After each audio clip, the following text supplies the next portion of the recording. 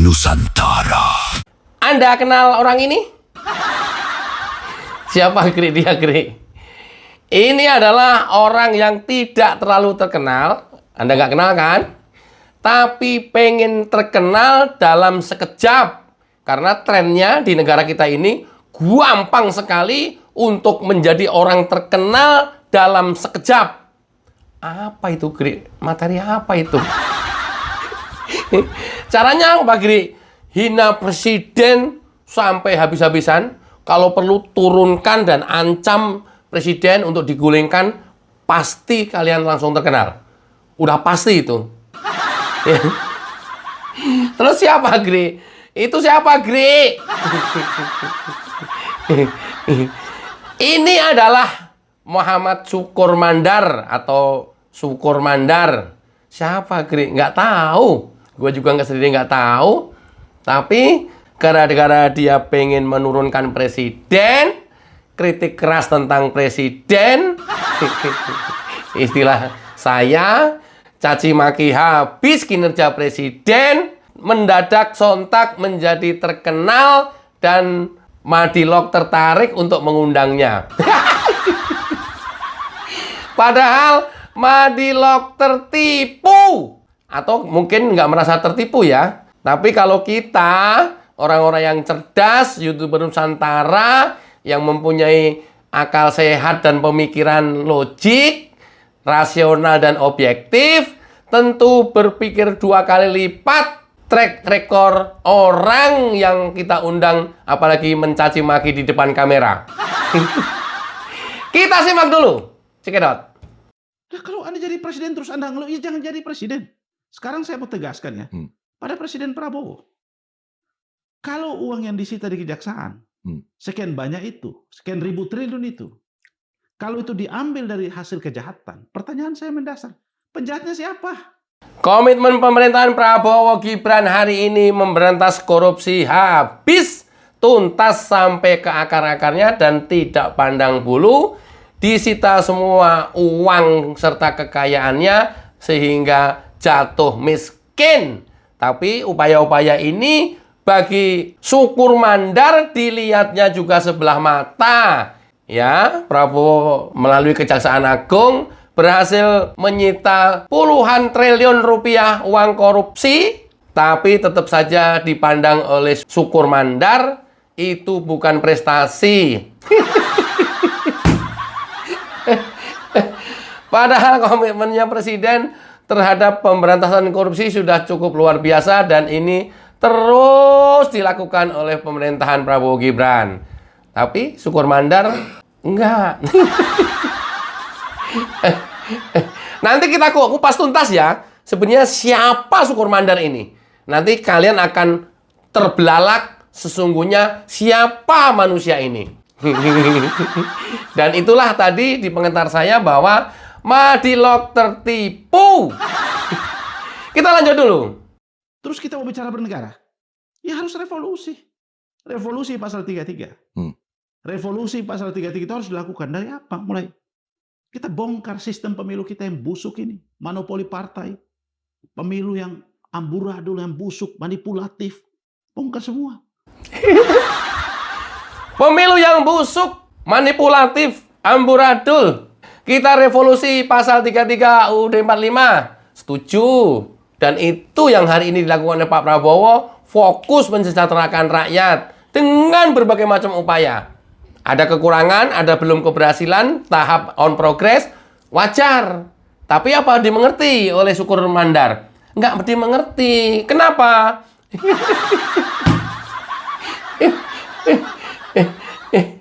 Dia pengen membongkar sistem pemilu yang busuk karena sejarahnya dia dulu adalah ketua DPD Golkar Maluku Utara.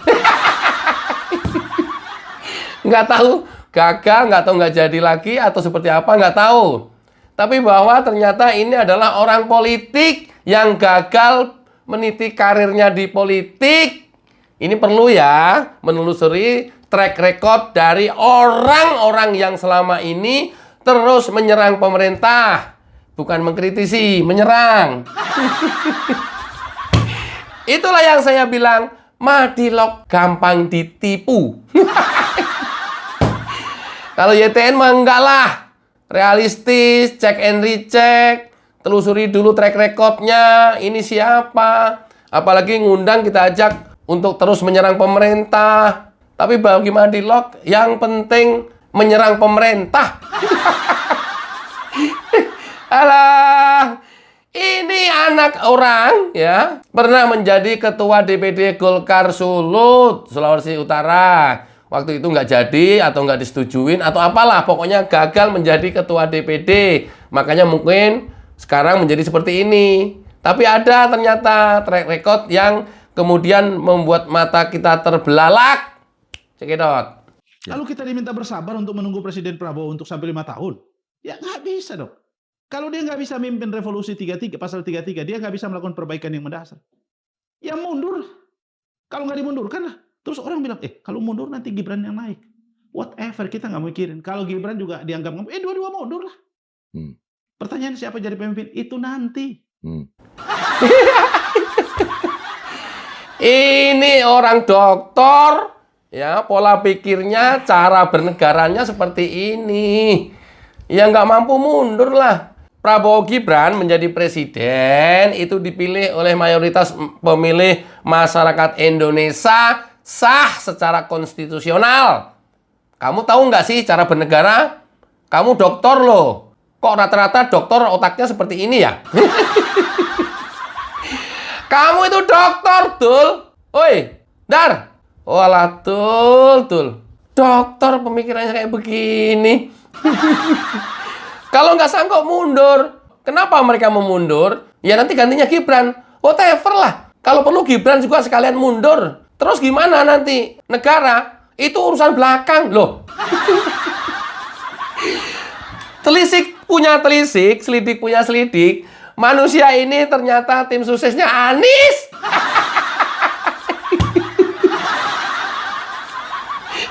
Oh alah, ujung-ujungnya Anies Baswedan, ya Allah, ya Allah. Setengah hari gua profiling manusia ini siapa gitu ya. Ketemu nyempil, ternyata tim suksesnya Anies.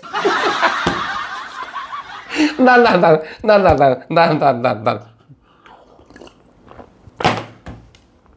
Ujung-ujungnya, aduh, orang-orang yang kalah sampai dengan hari ini nggak bisa move on. Terus kemudian kalah berjuang dan tidak ada punya cara lain lagi untuk bisa menang atau nanti bertarung di 2029, pengen ganti Prabowo Gibran di tengah jalan oleh Anies. Walaupun dia nggak ngomong begitu, tapi kan kita bisa simpulkan. Ya, kita bisa simpulkan dan kita berpendapat seperti itu, toh. Oh alah, Tul. Ternyata lu kadron, toh. Makanya penting untuk memprofiling orang, ya, sebelum dijadikan narasumber. Madilog, gua ajarin nih. Malu loh, ya. Tapi enggak lah, Madilog mah yang penting menyerang pemerintah aja. Udah itu menjadi narsum paling top di Madilog. Wah, Tul. Ternyata tim suksesnya Anies. Pantesan ngeritik Pak Prabowo kinerjanya buruk dan pengen berhenti di tengah jalan hari ini. Ini cara bernegara model apa? Otak-otaknya kayak begini, gimana ini? Gri, ada yang lebih gila lagi nggak, Gri? Ini kayaknya yang lebih gila nih. Cekidot. Bangsat semua itu, pejabat-pejabat itu, bajingan semua itu. Dia bilang hilirisasi, saya mau tanya. Hilirisasi nikel hasilnya apa, Bang? Di mana industri kita tumbuh? Wait. Ini serius. Gua nggak ketawa. Ini serius. Karena tuduhan dia sudah kelewat batas. Pejabat-pejabat katanya bangsat semuanya. Bajingan semuanya. Sekarang mau tak kasih melek netizen tentang orang ini. Ini serius. Nggak pakai ketawa. Siapa sesungguhnya manusia ini? Apa seperti yang dia omongkan menuduh orang lain bangsat dan bajingan? Dia sendiri seperti itu? Atau memang ini adalah malaikat yang diturunkan ke bumi untuk memperbaiki kondisi negara ini? Artinya orang yang tulus, suci, murni, dan orang baik. Lihat. Ya. Kri katanya nggak ketawa, Kri. Nggak bisa. Ini orang gila. Tantang. Ini adalah Dekan Fakultas Hukum Universitas Ibnu Khaldun. Saya nggak tahu periodenya kapan. Ya, menjadi tersangka kasus penipuan. Siapa, Gri? Ini. Udah tersangka, Gri? Udah. Makanya kalau dia bilang pejabat kita sekarang ini adalah bangsat dan bajingan semua, waktu ini kejadian, posisinya dia sebagai pejabat. Apa? Dia selaku direktur utama salah satu BUMD di Sulawesi Utara. Peristiwanya bersama Gubernur Sulawesi Utara ketika itu, waktu dia menjabat sebagai direktur utama salah satu BUMD, dia meminjam uang 1 miliar kepada salah satu pengusaha lokal di sana dan dijanjikan akan mendapatkan proyek irigasi. Duit udah diserahkan, ya. Proyek yang dijanjikan nggak datang juga, akhirnya dilaporkan oleh pengusaha lokal tersebut ke Polda Sulut dan akhirnya ditetapkan menjadi tersangka. Inikah yang dia sebut pejabat bajingan dan bangsat? Inikah yang seperti dia ucapkan pejabat-pejabat itu bajingan semua itu? Bangsat semua itu? Tanda tanya? Itu pertanyaan saya kepada lu, Dul. Apakah lu dalam kategori ini, Dul? Rakyat Indonesia hati-hati dalam menerima informasi apapun itu. Apalagi kalau sudah menyerang pemerintah, membuat dan menilai seluruh kinerja pemerintah itu buruk aja. Buruk aja, nggak ada yang benar. Nah, ujung-ujungnya adalah pengen memakzulkan presiden dan wakil presiden. Waspadai manusia-manusia yang semacam ini. Waspadai. Cek profiling track recordnya mereka. Oh alah, Dul. Ini yang saya bilang Madilog ketipu. Atau pengen ditipu, atau ya yang penting menyerang pemerintah. Atau I don't know. Mungkin memang suka nyari-nyari yang seperti ini. I don't know. Dan itu hak seseorang. Nggak apa-apa, sah-sah saja. Itu ya. Jadi paham ya, siapa manusia ini sebenarnya? Siapa ini orang sesungguhnya? Nah, akhirnya kebongkar 2. Coba kalau lu nggak ngomongnya yang kasar-kasar. Coba lu ngomongnya yang nggak keterlaluan. Coba yang memberikan saran dan itu halus-halusan. Tadinya gua kira ini wah keren banget ini. Malaikat ini. Malaikat kebenaran yang diturunkan ke bumi ini. Oh alah. Ternyata tersangka penipuan uang 1 miliar. Nggak tahu kasusnya sampai dengan hari ini. Apa sudah ingkrah atau berlanjut atau enggak. Atau dibukukan begitu saja. Nggak tahu. Karena menyangkut gubernur. Dan gubernurnya dalam informasi 1 kali dipanggil belum datang dan seterusnya. Oke. Ada lagi yang lebih sadis, Gri. Kita telusurin aja ya. Ini dana dari Soros. Loh bang, mau dana dari Soros, mau dari manapun, kalau diberikan kepada NGO segala macam, kalau untuk pendidikan demokrasi, ya advokasi, why not? Di mana salahnya? Kalau orang dibiayai untuk pendidikan advokasi, demokrasi, HAM, apa? Dari sini udah makin nyata ya dugaan kita kalau NGO, aktivis, dan lain sebagainya, mungkin sebagian PES, yang terus-menerus menyerang pemerintah, terus-menerus membuat keributan, ya, melalui statement dan pendapatnya serta provokasinya, dibiayai oleh Soros. Menurut dia, apa yang salah untuk pendidikan demokrasi katanya? Apa yang salah? Untuk pendidikan HAM katanya. Untuk advokasi HAM katanya. Kemudian ini kan meyakinkan kita bahwa tadinya dugaan kelompok-kelompok ini didanai oleh Soros seolah menjadi nyata gitu. Why not? Katanya nggak masalah bagi dia katanya. Ya iyalah bagi dia yang menerima uang mah. Tapi bagi negara kan problem. Menyangkut keamanan negara, menyangkut stabilitas negara, menyangkut rakyat, masyarakat Indonesia. Problem lah. Kalau dia mikir dirinya sendiri dan kelompoknya, apa bedanya yang dia sampaikan tadi di depan maki-maki pejabat? Walaupun terus terang, saya juga keras terhadap pejabat-pejabat yang berperilaku korup. Nanti di sesi lain, kalau saya bisa nangkep pejabat yang korup, by name, by address, by jabatan, ya siap-siap kita juga kulitin nanti. Oke, lanjut. Apa? Itu yang buat kita marah, Bang. Kalau presiden nggak pimpin revolusi, syukur mana yang pimpin revolusi. Sebagai presiden gerakan oposisi, saya siap pimpin revolusi, Bang Indra. Rakyat harus bangkit, rakyat Indonesia nggak boleh biarin ini. Ini pilihan cuma dua. Kalau kita biarkan kekuasaan busuk ini berlangsung, Indonesia bubar tengah jalan. Kita mau selamatkan Indonesia, atau kita menangisi pesta para bajingan itu di istana.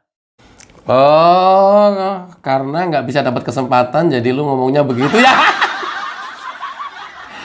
Oh alah, Kur. Kalau lu tuh orang bener, wah gua salut, ya. Kalau lu itu orang lurus, wah gua simpatik banget. Ya, tentu dukung dengan apa yang kamu sampaikan. Tapi kemudian kalau latar belakang lu seperti tadi yang saya sampaikan di depan, lantas apa bedanya dengan yang kamu bahas? Apa bedanya lu dengan mereka-mereka juga yang lu tuduh itu? Nggak ada beda, Kur. Seweras-rolas. Yang membedakan adalah kalau yang lu tuduh itu sudah mendapatkan kesempatan, lu tidak mendapatkan kesempatan. Sehingga lu koar-koar. Itulah pentingnya kita memprofiling, mencari track record orang-orang yang terus-menerus secara konsisten menyerang pemerintah. Ternyata track recordnya nggak baik. Bukan orang yang lurus-lurus saja, bukan orang yang benar. Ya pantes ketika kemudian sekarang tidak mendapatkan kesempatan, mengajak dan pengen memimpin revolusi. Waduh, Bang Indra, syukur yang akan memimpin revolusi. Syukur yang akan memimpin revolusi gerakan rakyat. Ya iya. Lu kan bagian dari partai gerakan rakyat. Partainya Anies. Wajar. Tapi selama itu yang lu gaung-gaungkan, tapi ternyata kalian juga bagian dari mereka-mereka yang lu tuduh, apa bedanya, Kur? Nggak ada beda, Kur. Lu itu nggak ada beda dengan yang lu omongin, yang lu tuduh. Nggak ada beda. Sewelas-rolas. Yang ono 11, lu nya 12 malah. Kenapa 12? Ya lu lagi nggak dapat kesempatan. Mungkin kalau lu dapat kesempatan, mungkin ya, dugaan, bisa lebih gila lagi dari yang lu tuduhkan. Loh faktanya, lu pernah menjabat menjadi dirut salah satu BUMD, terlibat penipuan kok. Bukankah ini cukup menjadi bukti? Integritas kamu sama sekali nggak ada. Jangan sok-sokan, Syukur. Waduh, sok yes. Ngomong lantang. Ya, teman-teman, inilah orang-orangnya Anies. Inilah tim suksesnya Anies. Inilah mungkin yang sudah nanti siap-siap juga di 2029. Makanya mungkin sudah mulai pemanasan hari ini. Memanaskan mesin Partai Gerakan Rakyat. Alah, mah. Oh, alah. Tul. Ngaca sih, Tul. Sok yes, sok keras, sok tegas, sok bersih, sok hebat. Ngaca, Tul. Yang terakhir. Ya mundur dong, Bang. Kalau aku mundur, Bang. Oke. Kalau aku nih pembantu presiden, Ya, Pak Presiden izinkan saya berpendapat. Apa yang saya lihat, apa yang saya sampaikan, ini pertimbangannya ini semua. Kur, taek. Lu ngerti nggak, Kur? Taek. Wow, kalau gua mundur, kalau gua bersuara nggak didengar sama presiden nggak mau dengerin omongan saya, mundur gua. Pak Presiden, terima kasih, saya udah ngasih usulan dan saya mengundurkan diri. Terima kasih, saya udah ada kesempatan. Taek. Ya lu ngomong hari ini karena lu nggak dapet jabatan. Taek lah. Walah, Kur. Beda lagi kalau lu dapet jabatan. Awas ya, hati-hati ya. Kalau dia menuduh orang-orang yang tadi itu oportunis, karena menurut penilaian saya, ini manusia-manusia yang kayak begini ini adalah oportunis sejati. Kita lihat aja nanti ya. Kan kita udah sama-sama akan mengikuti pemilu lagi nanti di 2029, ya. Ya, kita masih bisa buka lagi jejak ditanya Syukur Mandar ini. Ya buat lucu-lucuan aja. Makanya kalau saya jadi menteri, ngomong ke presiden nggak digubris, nggak didengarkan, usul ke presiden nggak dikepake, mundur saya. Taek. Taek lu. Taek lu bau bacin, Dar. Olah, Kur, so yes banget sih, Kur. Oke ya, sekali lagi pesan saya, cek dulu track record seseorang sebelum kita mempercayai omongan baiknya. Karena banyak sekali hari ini adalah serigala berbulu domba. Saya Akhir Fanani, wassalamualaikum warahmatullahi wabarakatuh. Cayo.